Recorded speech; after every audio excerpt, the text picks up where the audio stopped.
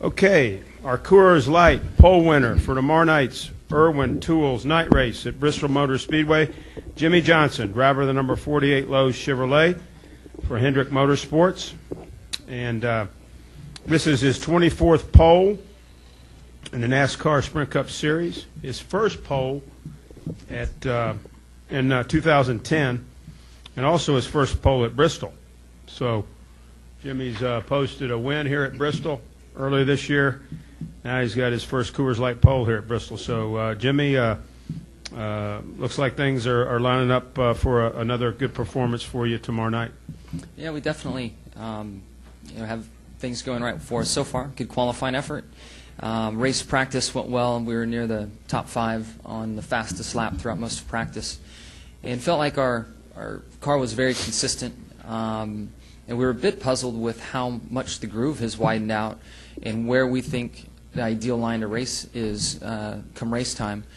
We spent a lot of time focused on the bottom of the racetrack, including in qualifying and running our lap there. And I mean, there was a lot of question and concern in my mind. I went on top of the transporter and watched all the guys go, and nobody made the bottom work until late when the 20 went out. So that gave me hope, but I really couldn't change directions at that point because we'd set the car up to run on the bottom for qualifying, and felt like it would be foolish to kind of change things and introduce a different line with the setup that we had kind of fine-tuned.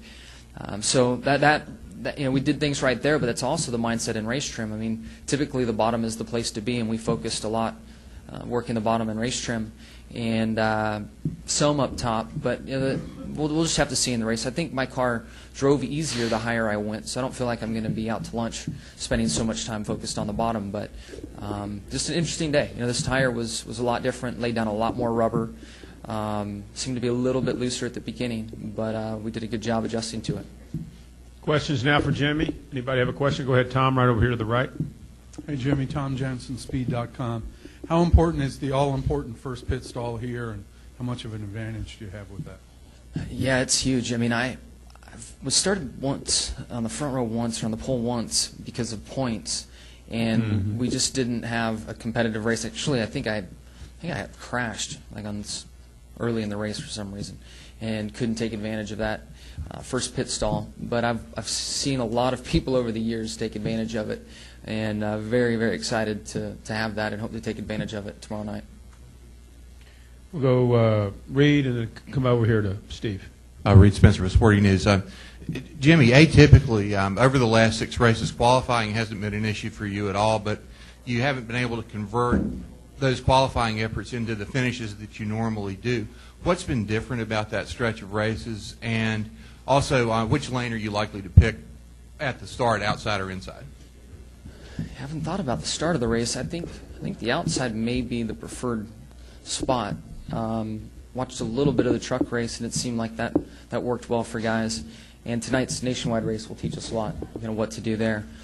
As far as qualifying well, we have been doing that, and it's over the years past it's been a sore spot for us, and I feel confident that we're doing the right things there. But if you look at the mile-and-a-half racetracks and above, I don't think through the summer months we have had the package we need, and I can burn off a fast lap, I can be fast in the practice sessions, I can be fast in our qualifying effort, but when you get into the heart of the race and in longer runs and a series of long runs, we seem to fade a little.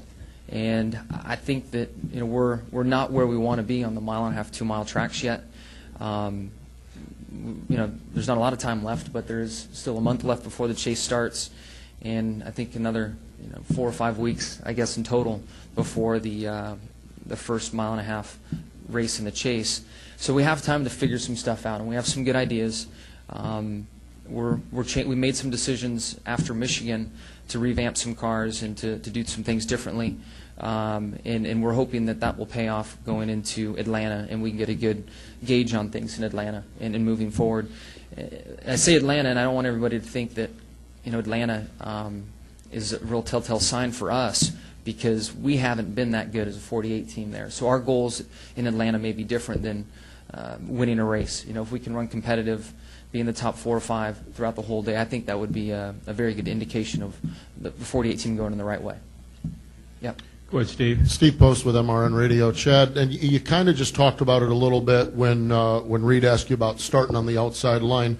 But talk a little bit more. What kind of racing do you think we're going to see? Is it going to be the outside lane? And what does that do to the mindset of running Bristol? Because it appears that things have changed over the last couple of years.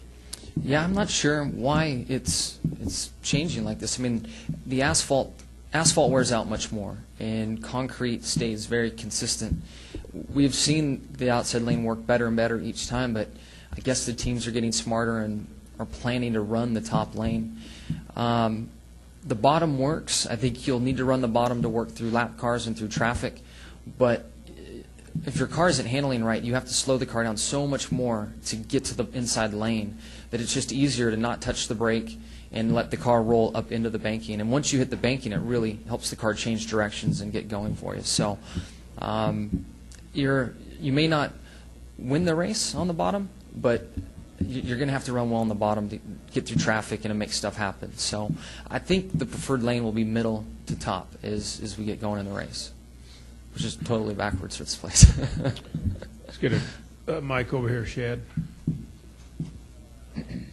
Mike Muller, MikeMuller.net. About these tires now, I've watched Goodyear for years and years and years. I get the impression that they show up and give you something that basically nobody really knows that much about. Even if you do a tire test, they might bring out something different. Is that part of a plan? I mean, how much do you really know about these tires out here? And when you both wrong, you didn't do the test. I mean, how much of this just, some of these tracks is just like, wow, I don't know, this is new tire.